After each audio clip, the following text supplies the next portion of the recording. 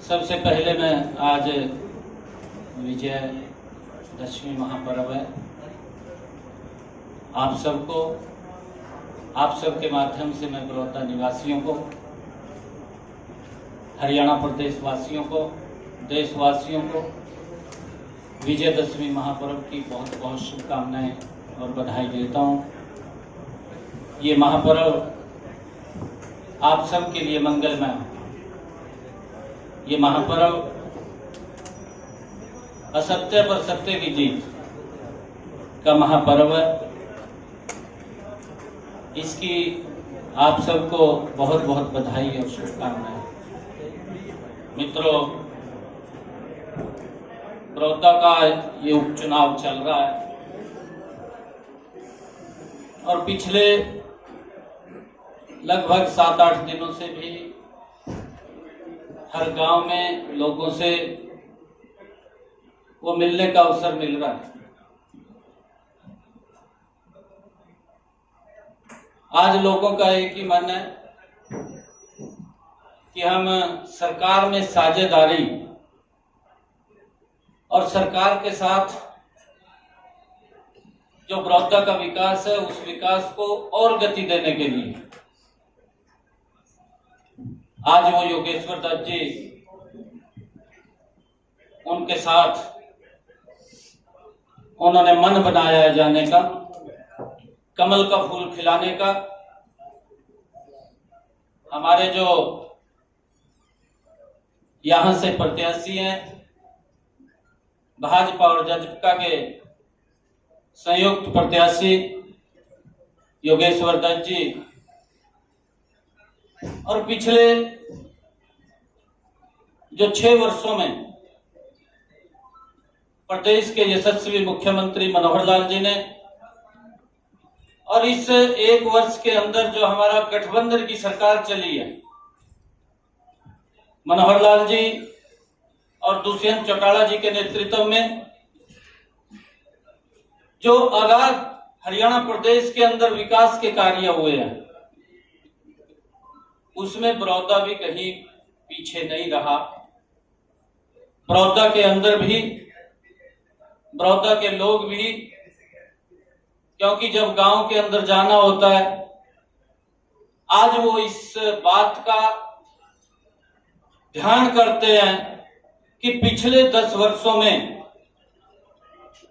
जो काम विकास के हुए हैं और इन 6 वर्षों के अंदर जो विकास के कार्य हुए हैं उनके बारे में वो तुलना करते हैं।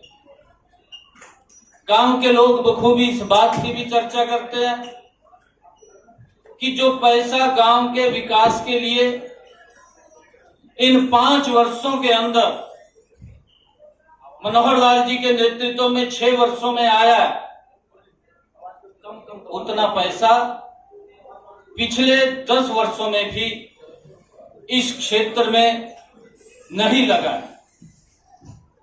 क्योंकि यहां के लोगों ने जो वोट दिया,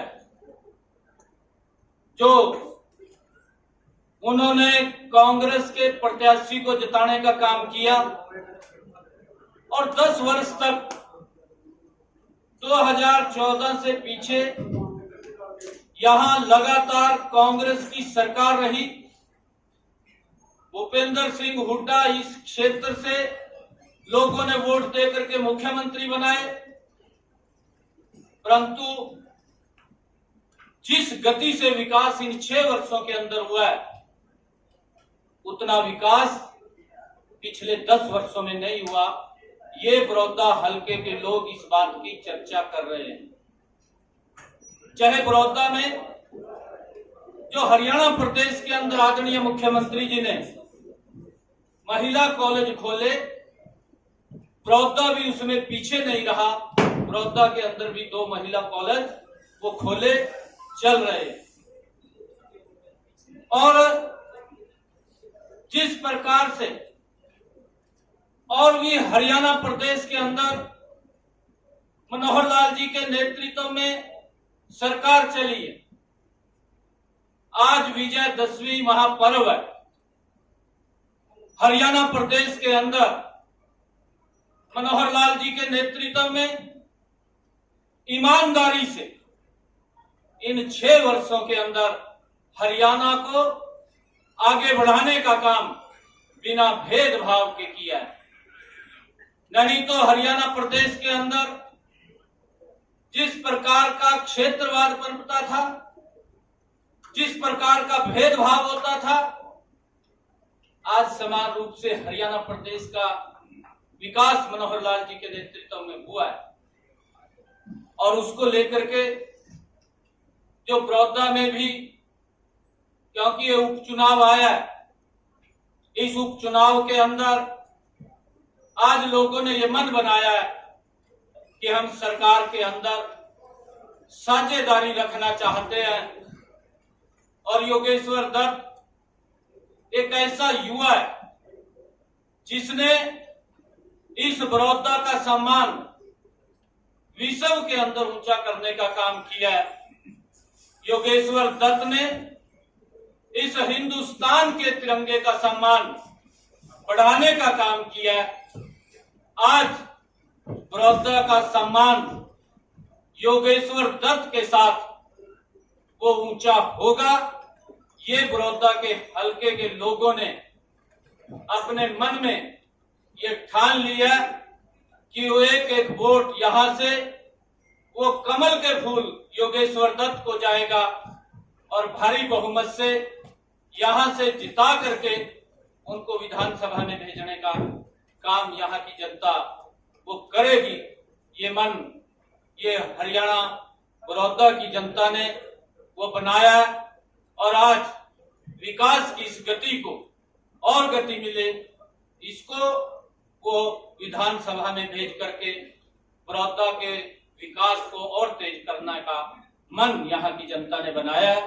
क्योंकि पिछले लगभग 1 हफ्ते से मैं इस क्षेत्र के अंदर लोगों से गांव-गांव जाकर के हम मिल रहे हैं और लोगों का आज एक ही मन है कि सरकार के साथ जाने में, क्योंकि क्षेत्र का विकास हो सकता है।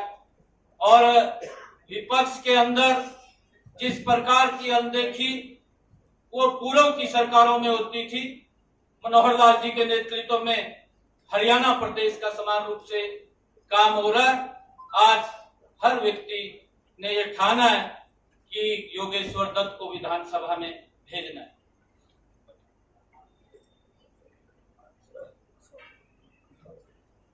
सैनी साहब, मैं प्रमोद शर्मा आपसे ये जानना चाहता हूँ कि आप समान विकास की बात करते हैं। 1 साल पहले ही इलेक्शन हुए थे, उसमें आपके बड़े बड़े 8 मंत्री हार गए थे। हालांकि आप भाग्यशाली हो कि आप लोकसभा में चुने गए थे, आप भी मंत्री थे उस समय। आपके विधानसभा से भी आपका जो विधायक जो आपने जो उम्मीदवार तरह होता हार गया था।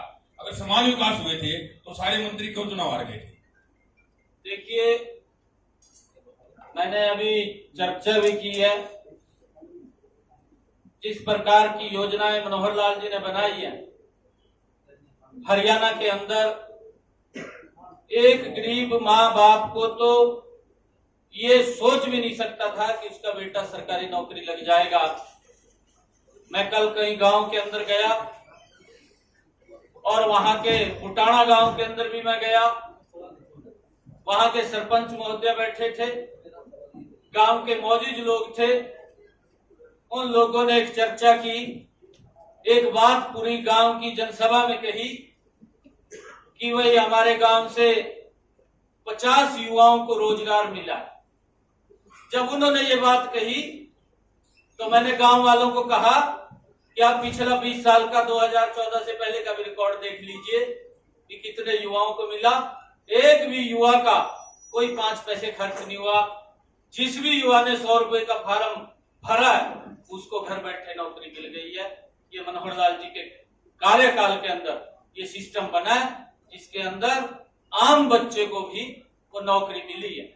क्योंकि हमने सिस्टम बनाया और सिस्टम के अंदर, क्योंकि लोग जब जनता के बीच में जाते हैं, मैंडेट जनता का है और जनता जो फरमान देती है उसको स्वीकार करना पड़ता है। परंतु मैं ये बात कहना चाहता हूं कि भारतीय जनता पार्टी की मनोहर लाल जी के नेतृत्व में 47 सीटें थी और 40 सीटों के ऊपर भारतीय जनता पार्टी ने विजय प्राप्त की है। कई सीटें, कई लोकल भी कोई कारण हो सकते हैं, परंतु हरियाणा प्रदेश की जनता का विश्वास मनोहर लाल जी की सरकार की तरफ बढ़ा है, कम नहीं हुआ। आप नारायण विधानसभा से जो विधायक रहे, अब जो है उच्चतर से सांसद रहेंगे। एक राजकुमार सैनी जो आपकी विधानसभा से रहे, आपके से सांसद रहेंगे, जैसे चुनाव लड़ रहे हैं, उनका यहाँ क्या रहेगा आपके हिसाब से, क्या आपको लगता है? देखिए, ये लोकतंत्र है। लोकतंत्र के अंदर हर व्यक्ति को अपनी बात कहने का अधिकार है, परंतु मैं ये कहना चाहता हूं कि वो व्यक्ति कभी कहीं से चुनाव लड़ता है, कभी कहीं से लड़ता है, अपने आप ही लड़ता है, किसी और को शायद मौका नहीं देता। आप एक हफ्ते से गंजबख्श में घूम रहे हैं, लोग ये जानना चाहते हैं कि जो आपके सहयोगी जननायक जनता पार्टी के लोग हैं, उनके वोटर्स हैं, उनकी क्या स्थिति है? क्या वो समन्वय में वोट देना चाहते हैं, दे रहे हैं या नहीं? ये आपने देखा हुआ है। देखिए, मैं गांव के अंदर जा रहा हूं, जैसा मैंने कहा है कि पिछले लगभग 7-8 दिनों से गांव के अंदर जाना हो रहा है, और जो मेरे कार्यक्रम होते हैं उसके अंदर ज्वाइंट भारतीय जनता पार्टी और जननायक जनता पार्टी दोनों के कार्यकर्ता मिलकर के गांव के लोगों का सामूहिक रूप से कार्यक्रम हो रहा है। और अभी आदरणीय मुख्यमंत्री जी के भी 29 तारीख को कार्यक्रम है। 29 तारीख को आदरणीय मुख्यमंत्री जी बड़ौदा हल्के में रहेंगे। 30 तारीख को चौधरी दुष्यंत चौटाला जी बड़ौदा हल्के में रहेंगे, और 31 तारीख को फिर आदरणीय मुख्यमंत्री जी के कार्यक्रम है। ज्वाइंट कार्यक्रम वो चल रहे हैं। जो कार्यकर्ता है, हमारे कार्यकर्ता नीचे मिलकर के एकजुट होकर के वो लगे हुए हैं, और आज लोगों का भी सरकार के साथ चलने का मन है।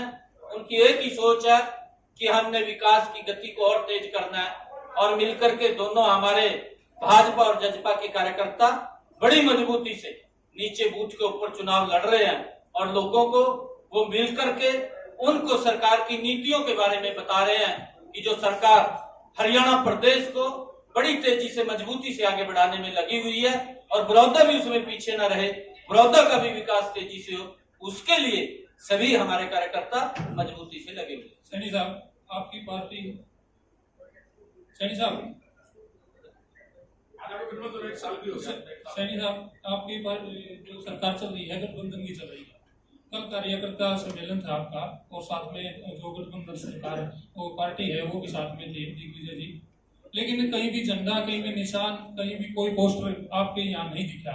सबका साथ, सबका विकास आप बात करते हो। नहीं, आप पीछे मेरे देखेंगे, इसके ऊपर भी आप देख रहे हैं। गांव के अंदर अगर आप लोग जाएंगे, गांव में भी दोनों झंडे वहां पर हैं। और एक और मैं आप लोगों की जानकारी में लगा दूं कि आदरणीय मुख्यमंत्री जी और दुष्यंत चौटाला जी दोनों का ज्वाइंट कार्यक्रम 31 तारीख को है। दोनों बड़ौदा हल्के के अंदर ज्वाइंट कार्यक्रम वो करेंगे। 5 गांवों का उनका दौरा है वो, क्योंकि सारा का सारा शेड्यूल आप लोगों के बीच में बाद में आ जाएगा। जो कार्यक्रम आएंगे उसकी जानकारी मैंने आप लोगों को दी है कि आदरणीय मुख्यमंत्री जी 29 तारीख को बड़ौदा हल्के में रहेंगे, और 30 तारीख को आदरणीय दुष्यंत चौटाला जी उप मुख्यमंत्री वो बड़ौदा में रहेंगे। 31 तारीख को ज्वाइंट कार्यक्रम रहेंगे।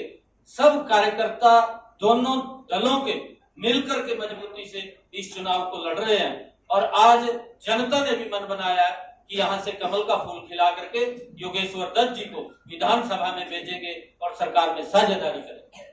सैनी साहब, मैं सुरेंद्र नायक। अगर आपकी सरकार इतने अच्छे काम कर रही है तो बड़े बड़े नेता आपकी पार्टी छोड़ के क्यों जा रहे हैं? चाहे हम पूर्व विधायक श्याम सिंह राणा की बात करें या परमिंदर सिंह ढोल की बात करें। दूसरा सवाल मेरा आपके जो सहयोगी बैठे हैं गठबंधन के राणा साहब, इनसे भी है कि आप चौधरी देवलाल की नीतियों को चलाने की बात करते हो। आपके पीछे जो पोस्टर लगा है सिर्फ जज्बा लिखा हुआ है, ना आपका झंडा ना डंडा, और किसान लगातार जो विरोध कर रहे हैं, लेकिन आपकी नीतियां तो वो थी। तो दोनों अलग अलग मेरे को जवाब दें। देखिए, जो आपने बात कही है, क्योंकि जो 3 कृषि अध्यादेश ये कानून बने हैं, ये किसान के हित में बने हैं, किसान की मजबूती में बने हैं, और इसके अंदर क्योंकि मैं ये कहना चाहूंगा कि मैं ट्रैक्टर रैली किसान इसके समर्थन में निकाल रहे थे, उस ट्रैक्टर रैली का विरोध करने के लिए किसान नहीं कांग्रेस के कार्यकर्ता आए थे। किसान कांग्रेसी भी हो सकता है, किसान बीजेपी का भी हो सकता है, किसान जजपा का भी हो सकता है, किसान इनेलो का भी हो सकता है, किसान हर जगह होता है। परंतु जो मैंने देखा है वो दुर्भाग्यपूर्ण है। ये लोकतंत्र है। इस लोकतंत्र के अंदर हर व्यक्ति को अपनी बात कहने का अधिकार है, चाहे वो सत्ता पक्ष है, चाहे वो विपक्ष है। विपक्ष भी अपनी बात जनता के बीच में लेकर के जाता है, पक्ष भी अपना पक्ष जनता के बीच में रखता है। परंतु जिस प्रकार से यात्रा को रोक करके कांग्रेस के लोगों ने वहां हुड़दंग मचाया वो निंदनीय है। और मैं ये कहना आपको चाहता हूं, क्योंकि जो ये कानून है आदरणीय नरेंद्र मोदी जी ने किसान की मजबूती के लिए बनाए, किसान की आय दुगनी हो उसके लिए बनाए हैं। आप लोग देखिए इन पिछले 6 वर्षों के अंदर नरेंद्र मोदी जी ने चाहे प्रधानमंत्री किसान सम्मान निधि है 6,000 रुपया उसके खाते में पहुंचाया, चाहे 2014 से लेकर के 2020 जो उन्होंने कहा कि 2022 तक किसान की आय को दुगना करेंगे, 1.5 गुना एमएसपी बढ़ाने का काम वो नरेंद्र मोदी सरकार ने किया। उसके बावजूद किसान को जोखिम भरी करने का काम प्रधानमंत्री फसल बीमा योजना के माध्यम से किसान को किया। आप लोग इसका भी आंकलन कर लीजिए कि पिछले वर्षों में, क्योंकि प्राकृतिक आपदा आती है, कभी नहीं भी आती, परंतु कोई बीमारी भी आ जाती है, किसान का फसल खराबा हो जाता है, और उस स्थिति के अंदर जो मुआवजा 2014 से लेकर के 2020 के बीच में इन 6 वर्षों के अंदर मनोहर लाल जी की सरकार ने किसान को दिया है, आप पिछला भी आंकलन कर लीजिए और आप किसानों को भी बताइए कि उनकी सरकार में चाहे भूपेंद्र हुड्डा की सरकार रही है, चाहे इनेलो की सरकार रही है, कितना मुआवजा किसान को दिया है, जितना मुआवजा मनोहर लाल जी की सरकार ने और अब ये जो दूसरी भारतीय जनता पार्टी गठबंधन की सरकार है, इन्होंने जितना मुआवजा दिया, इतना मुआवजा पूर्व की सरकारों में कभी नहीं दिया गया किसान को जितना आप दिए। आपका धन्यवाद सैनी साहब, लेकिन मेरा सवाल ये नहीं। साथियों को और आपके द्वारा समस्त हरियाणा वासियों को विजयदशमी की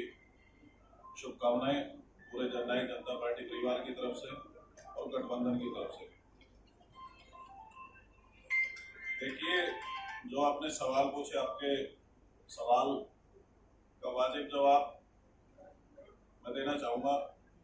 पहला आपका सवाल था कि आपके निशान और आपकी गठबंधन का समन्वय क्यों नहीं दिखा। आप अगर जो कहीं भी गांव में जाएंगे, हो सकता है यहाँ आप लोगों को ना दिखे, ये हमारे दोनों पार्टियों के जो सीनियर नेता उन्होंने डिसाइड किया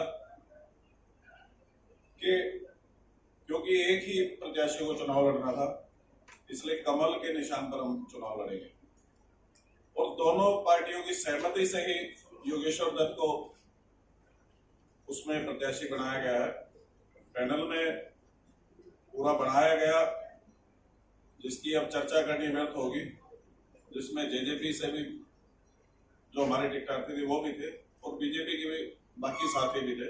एक प्रॉपर पैनल पे छटनी करके योगेश्वर जी को ये टिकट दी गई है।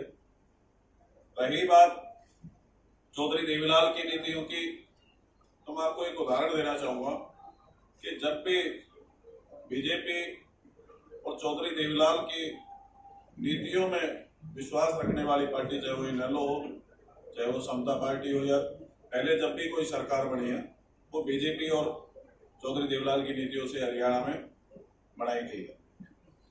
और चौधरी देवीलाल की नीतियों से जो भी सरकारें, जब भी कोई नई व्यवस्था बनती है इस देश में और प्रदेश में, कोई भी नई व्यवस्था है, चाहे वो बुढ़ापा पेंशन है, चाहे वो आप वेट का चर्चा करें, चाहे गरीब मजदूर के लिए कन्यादान की व्यवस्था करना उनकी बेटियों की शादी में, चाहे किसी गरीब मजदूर के लिए, पिछड़ी जातियों के लिए, हरिजन जातियों के लिए नंबरदार का, उनके लिए कोई रिजर्वेशन किसी भी तरीके की, वो चौधरी देवीलाल और बीजेपी ने मिलकर बनाई और उनको लागू किया।